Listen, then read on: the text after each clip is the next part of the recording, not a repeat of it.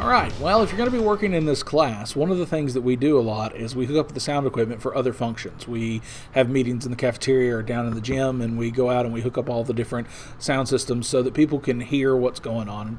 You know what sound systems do. So we're going to go ahead and talk today about some of the connections that we use and how we make that stuff work.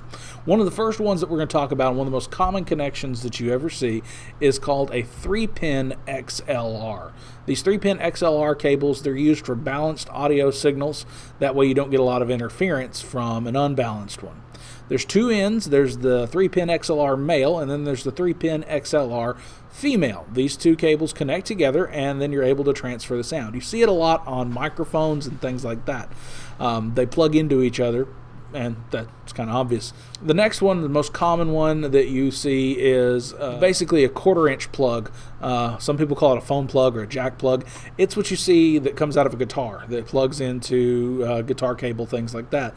It's a 1/4-inch plug. Now, you're probably familiar with the smaller ones, also called headphone cables or auxiliary cables. They're 1/8-inch. They look about like this one, but they're a lot smaller. They actually make adapters to go from one to the other. And the next one is called an RCA. These cables are used in home stereo systems, video, DVD, stuff like that. You can use those to hook up those. They have adapters that go between them and all that kind of thing. The other one I want you to know about is called a speak-on cable.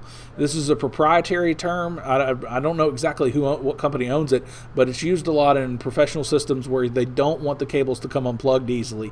The speak-on cables lock into the system so that they don't get pulled out by anything, by whatever happens in the environment.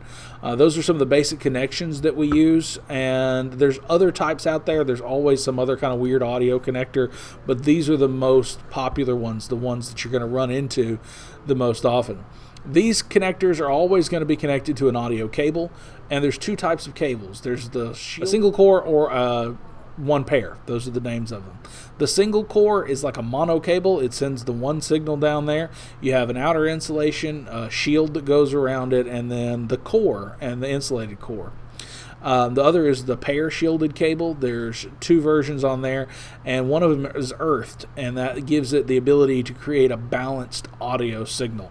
That way you don't have the interference that you get from an unbalanced core.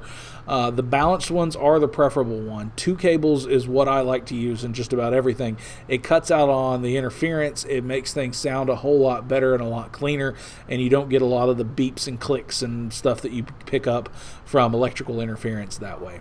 That's audio connectors and cables.